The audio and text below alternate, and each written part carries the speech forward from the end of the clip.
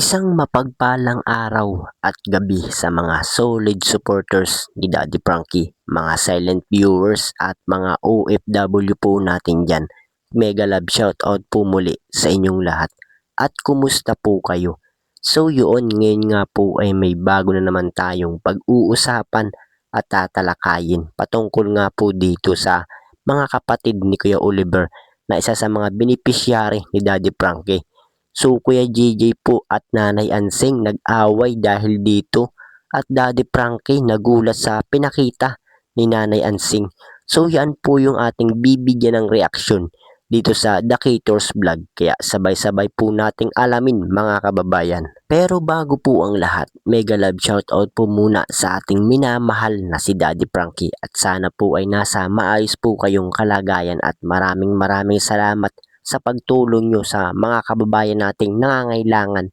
At syempre, ganun din naman po sa kanyang may bahay na si Aling Rochelle. Sana po ay nasa maayos po kayong kalagayan. So yun na nga po mga kababayan, ngayon nga po ay pag-uusapan naman natin ang nangyayari sa mga kapatid ni Kuya Oliver at bakit nga po ba tutol itong si Kuya JJ sa plano ni Nanay Ansing na patayuan ng bahay etong si Kuya Oliver. At gusto nga pong mangyari ni Nanay Ansing sa tabing bahay po niya patayuan ng bahay etong si Kuya Oliver. Pero bakit nga po ayaw pumayag etong si Kuya JJ mga kababayan? So mga kababayan, ito nga pong si Nanay Ansing gustong gusto nga po na makuha etong pera ni Kuya Oliver niya at gamitin sa pagpapatayo ng bahay ni Kuya Oliver. Pero syempre mga kababayan hindi nga po agad-agad makapagdesisyon itong si Daddy Frankie at yung pera nga po na para kay Kuya Oliver galing nga po sa mga sponsor at syempre hindi nga po agad-agad ganun kadali na ibigay sa mga kapatid ni Kuya Oliver. At alam naman po natin na hindi pa nga po masyadong magaling itong si Kuya Oliver at babago pa nga lang po siya nakaka-recover.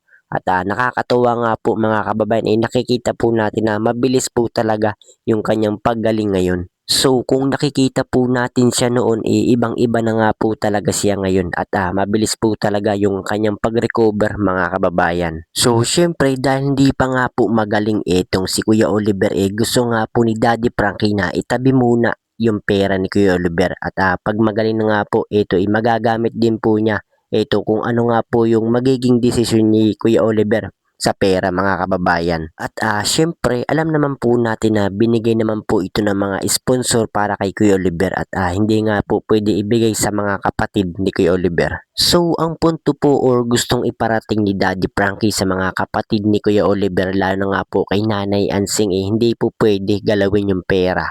At marami nga po ang magagalit kay Daddy Frankie. Lalong-lalo na nga po yan yung mga sponsor ni Kuya Oliver. So balikan po natin ang pinag-aawayan ng magkapatid patungkol nga po sa pagpatayo ng bahay ni Kuya Oliver. So mga kababayan hindi naman po pumayag itong si Kuya JJ sa gustong mangyari ni Nanay Ansing. At siguro nga po mga kababayan baka daw po mapabayaan niya itong si Kuya Oliver at gustong mangyari nga po ni Kuya JJ doon nga po sa sariling lupa ni Kuya Oliver patayuan ng bahay itong kanyang kapatid. So yun lamang po, maraming salamat sa inyong lahat at kung nagustuhan mo ang aking video huwag nang mahiyang mag-like, share and subscribe. Pindutin lamang ang notification bell para lagi po kayong updated sa aking mga video. At syempre, bago po tayo magbigay ng ating mga opinion at komento, tapusin po muna natin ang kabuuan ng video para alam po natin ang ating i-comment mga kababayan. At gaya nga po ng lagi kong sinasabi sa inyo na suportahan po natin ang nag-iisang Daddy Frankie at alam naman po natin na napakaganda ng kanyang pinapakita. Mga pagbibigay saya at tulong sa ating mga kababayan suportahan po natin at imaraton mga kababayan nang sa ganun marami pa po siya matulungan lalong-lalo na po dyan yung ating mga kababayan na hirap at kapos sa pangangailangan. At syempre, ganun din naman po sa kanyang may bahay na si Aling Rochelle. Huwag po sana tayong magsasawang sumuporta sa kanila. Mga kababayan, yun lamang po. Maraming salamat sa inyong panonood sa The Cators Vlog.